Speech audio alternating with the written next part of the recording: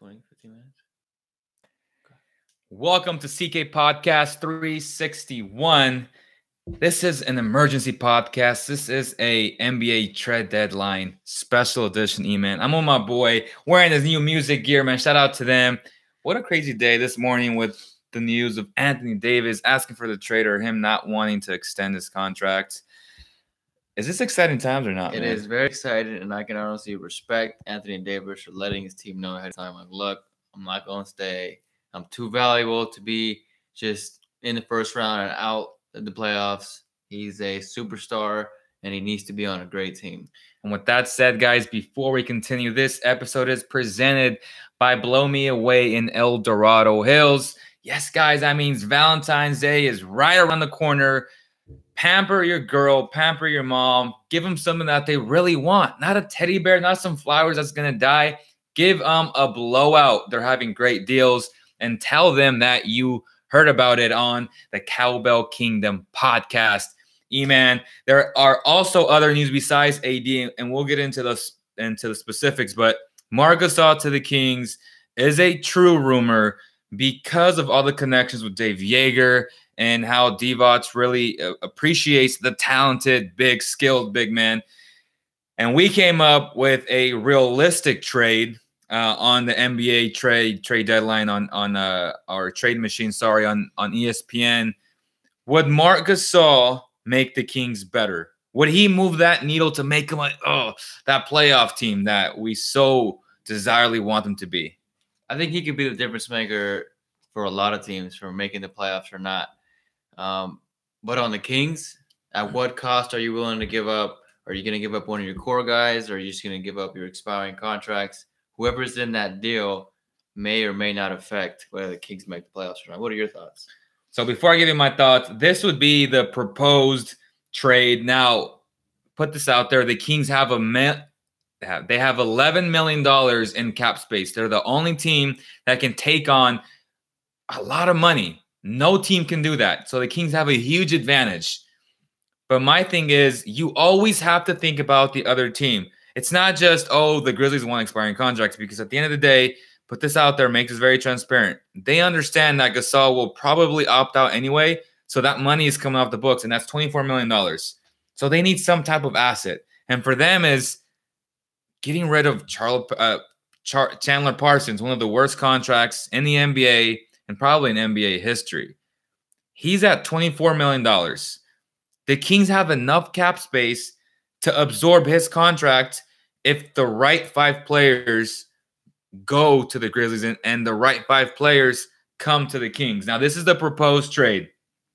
The Kings would be receiving Marc Gasol, Chandler Parsons, Omri Caspi, Shelvin Mack, and Ivan Rabb from Cal. The Kings would be giving up Zach Randolph, Iman Shumpert, Costa Koufos, Bielitsa, and Willie Cauley-Stein. They can even throw in a second-round pick in there. So after listening to that proposed trade, does that trade make sense for both parties? I believe it does, because the Grizzlies are going to get everyone off the books, going to get the worst contract off the books, and the Kings are going to, in a sense, substitute Bielitsa for Marc Gasol. That's essentially it, because now the Kings don't have to make that decision of, signing or matching a big-time contract for Willie Cauley-Stein, and they get a big that's averaging, 15-9 and 5 on 36% three-point from beyond the arc. They're essentially going to get a guy that, even though he's past his prime, would be the biggest upgrade for bigs on the Kings roster. He's that much better than every single big, and he's past his prime. So would he move the needle for the Kings? I think he would. I think he would make the Kings the 8th seed, but that will also mean that the Jazz would have to get worse and the Spurs would have to get worse. Right now, they are 3 games above the Kings, and they have to go on a losing streak, and the Kings have to go on a tear. The Kings, as we know, are 0-3 against the Clippers this year.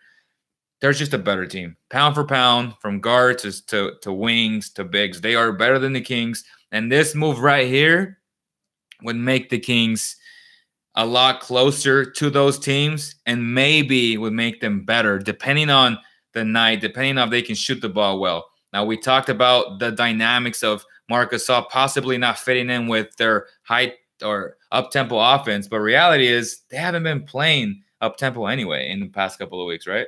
And another thing is you only need 2 or 3 guys to get down the court. Right. And they have their guards that will get there. Even Giles and Bagley can get down the floor real fast.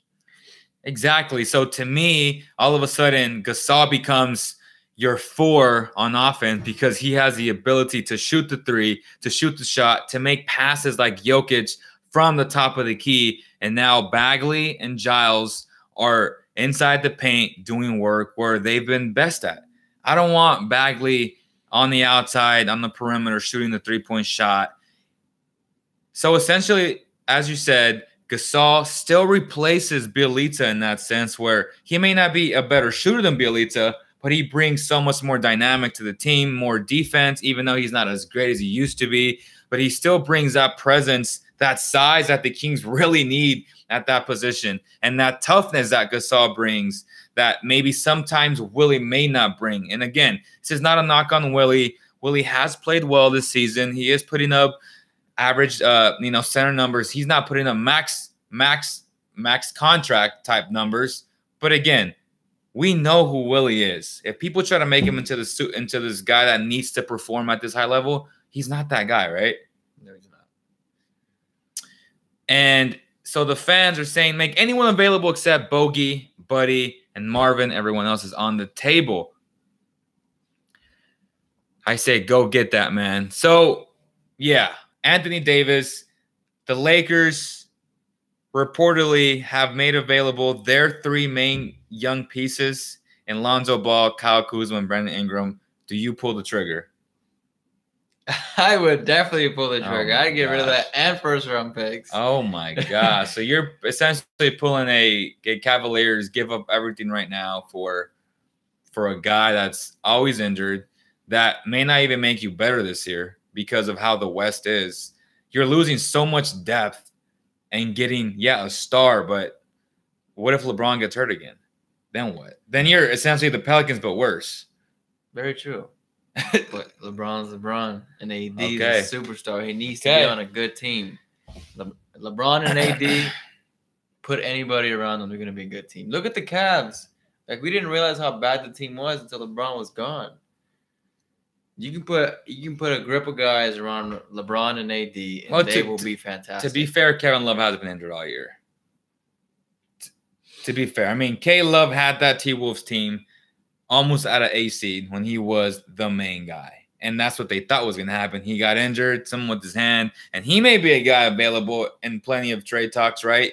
Where the Blazers may need a guy like that and other teams. But besides, I mean, I'll be the first to admit, I would not make that trade. I will not give up all 3 guys for Anthony Davis. I think it's ridiculous and it's way too much. But is there another team out there that you think makes sense for AD? Not named the Celtics, because the Celtics, as we know, can't make that trade without getting rid of Kyrie Irving. Yeah.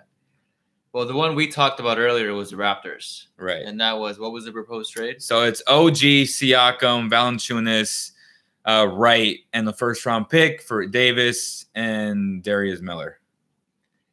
If the Raptors want to go all in this year for the finals, they got to pull the trigger. They got to pull a trigger, knowing that both guys may leave you. Knowing that both guys may leave you. Knowing that the Warriors are still in the West. Like, whoever has to trade for AD has to go all in. Like, and believe, like, hey, we're betting on ourselves. Maybe you keep one of the 2. Maybe you lose both.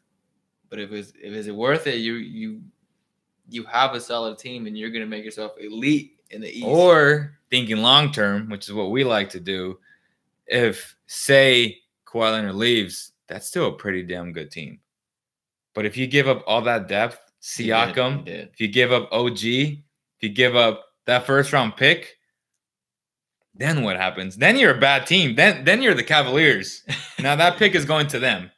Well, we've seen already that the Raptors are willing to bite the bullet and giving up DeMar for Kawhi. Yeah, but who wouldn't give up Kawhi for DeMar? I mean, come on.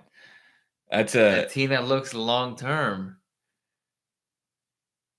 Yes, but he's the type of guy that can make you great right away, right? That's true. If AD, you're with AD, you're giving up all your depth. You're giving up all the guys that you grew. They're homegrown. Siakam's homegrown. OG is homegrown. That'd be really nice for the Pelicans just to put in Siakam and those guys. If I'm the Pelicans, I pull the trigger. With the Lakers, if they're offering me Lonzo, Kuz, and Ingram, I'm pulling the trigger because I know AD is going to leave me in a heartbeat. Now, is there another team that can just sneak up in there and possibly make a move? I know you mentioned something else. Who was it? The Blazers? The Blazers and who else? That's just like a fantasy. I think the Blazers would be nice. The Suns and okay, Dallas. so would you give up? Oh, Dallas. Dallas. Dallas was a team that we talked about. DSJ, Harrison Barnes, and DeAndre Jordan, and possibly some picks. Would you make that deal? Knowing the dynamics of Jordan not being signed long-term, and then knowing that you got two good players in Dennis Smith and Harrison Barnes, would you make that deal? It almost feels like a Timberwolves deal. Like if you're getting back, some valuable assets, and you'll still be able to make a playoff push. But I because DeAndre probably won't come back to New Orleans after this season, I wouldn't make that deal. Unless he likes to party and he just likes that vibe and maybe and he likes that food and you want to shout out to New Orleans, man. He's an LA cat. Kuzma leaving Lakers would be more crazy. Isn't Wall's contract worse than Parsons? No, because at the end of the day, John Wall is a hooper. Even though we're not big fans of John Wall, and we'll be the first to admit it, but there's no comparison, right? No, I mean, John Wall's on the court. Yeah, he actually plays. Right. So can Gasol play with Fox? He's a Grizz type, not a Fox type of center who can run and finish. This is a running team. Makes 0 sense. Is that valid? It is if you had multiple guys that were slow, but everyone else is going to be slow. Look at Belita right now. He's always the trailer when they're running a fast break. And then they typically just hand it off to him and he pulls a half-court shot. That's key right there. See, what Eman just brought up is exactly what we talked about in the beginning.